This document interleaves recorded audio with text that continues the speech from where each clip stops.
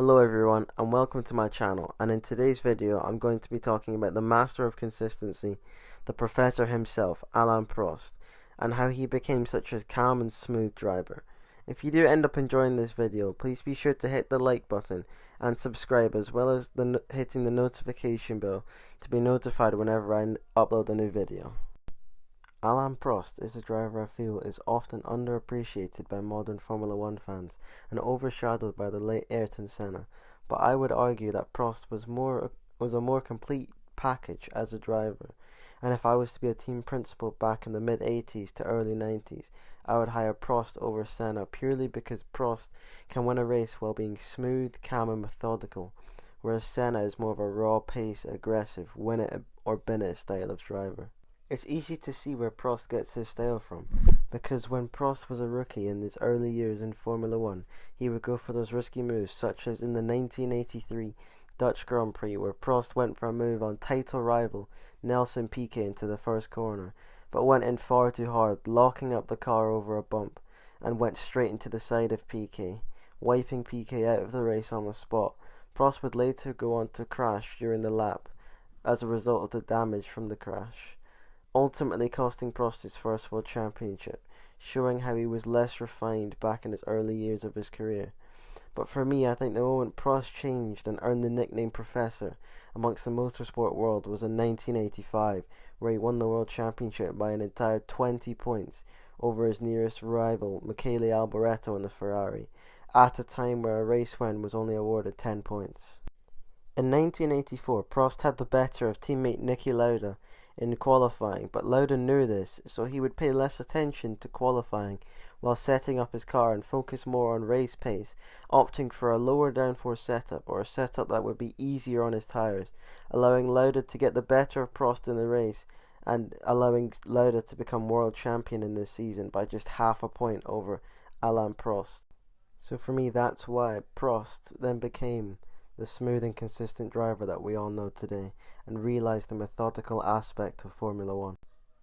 In the days that Prost and Senna were teammates at McLaren, a point worth mentioning is that in 1988, Prost actually scored more points than Senna, with 105 to 94 in Prost's favour. However, a driver's best 11 results were only counted as the cars were more susceptible to reliability problems.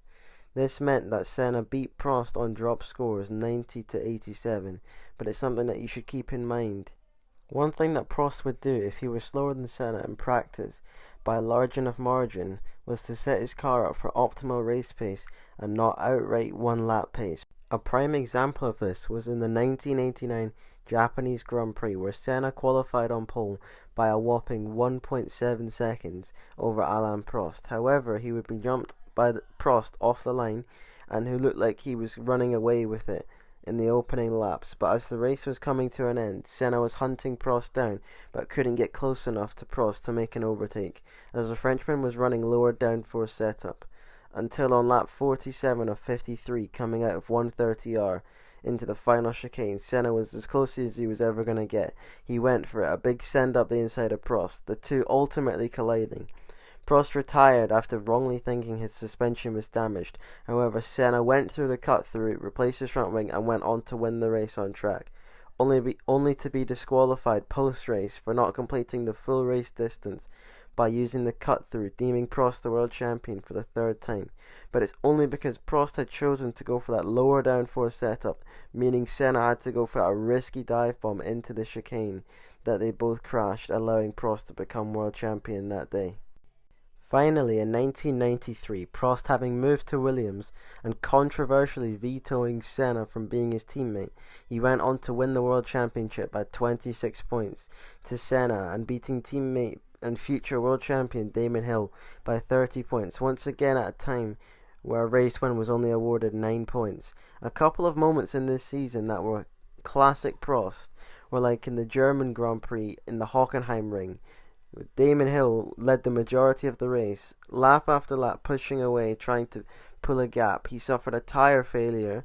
Meanwhile, the Professor, as always, was consistently lapping in second, looking after his car, when he inherited the lead on lap 44 of 45. Or like when at the San Marino Grand Prix at Imola, on a greasy track, Senna and Hill were fighting for the lead,